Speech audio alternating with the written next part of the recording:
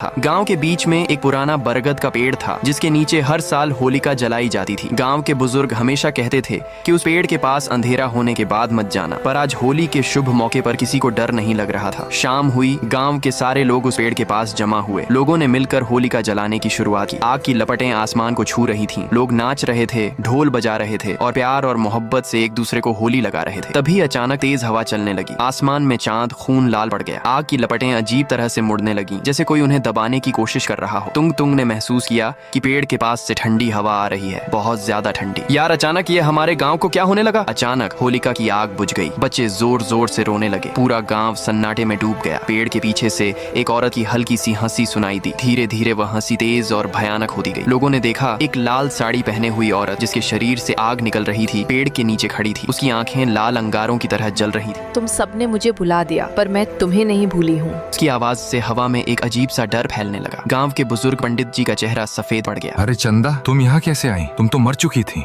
चंदा और कोई नहीं, वह लड़की थी जो बहुत पहले इसी गांव में रहती थी। एक दिन जब गांव में होली का दिन था और हमेशा की तरह गांव के बीच होलिका जलाई गई थी, तभी उसने उस आग में घुसकर अपनी जान दे दी थी। कुछ लोग कहते थे कि वह हादसा था, पर असल में गांव के कुछ कमीने लड़के चंदा को होली लगाने के बहाने गलत तरीके से छू रहे थे, जिसकी शिकायत उसने गाँव के सरपंच जी से भी की थी, जिसकी वजह से सरपंच जी ने उन लड़कों को बहुत पीटा था। बदले की आग में उन लड़कों ने चंदा को उसी दिन आग में धक्का दे दिया, जिससे वह जिंदा जलकर मर गई और आज वह लौट आई थी अपना बदला लेने। अचानक उसने हाथ उठाया और आसमान से लाल रंग की बारिश होने लगी, पर वह रंग नहीं था, वह खून था। लोग चीखने लगे। लोगों ने भागने की कोशिश की, पर उनके पैर जैसे जमीन से चिपक गए। जमीन से काले हाथ बाहर निकले और लोगों को नीचे खींचने लगे। सिर्फ उनकी चीखें हवा में रह गईं। बच्चे रोते हुए अपनी माओं से चिपक गए, पर चंदा की आत्मा हर तरफ थी, कभी पेड़ के ऊपर, कभी आग के बीच, कभी किसी के बिल्कुल पीछे। तुंग तुंग ने हिम्मत करके चिल्लाया, यह हमारी गलती थी, हमें माफ कर दो। आत्मा की आंखें उसड़ गईं। माफी? जब मैं जिंदा जल रही थी तब किसी ने माफी नहीं मांगी। अचानक आग फिर से भड़क उठी, पर इस बार उस आग में लोग जलने लगे। जो रंग सुबह तक खुशी का था, अब खून और धुआं बन चुका था। पूरा गांव चीखों से गूंज रहा था। सुबह हुई, शांतिनगर खामोश था। गलियों में रंग की जगह खून के दाग थे। जो लोग कल तक खुशियां मना रहे थे, आज शांत जमीन पर बिखरे पड़े थे। बरगद का पेड़ काला पड़ चुका था और पेड़ के नीचे तुंग तुंग अकेला खड़ा था, जिंदा, पर उसकी आंखें लाल थीं, चेहरे पर एक हल्की सी मुस्कान। पेड़ के पीछे से वही भयानक हंसी दोबारा गूंजी। शायद चंदा की आत्मा गई नहीं थी, शायद उसने नया शरीर चुन लिया था और अब वह आपके घर भी होली मनाने आ रही थी। अपनी फैमिली का ध्यान रखना। हैप्पी होली।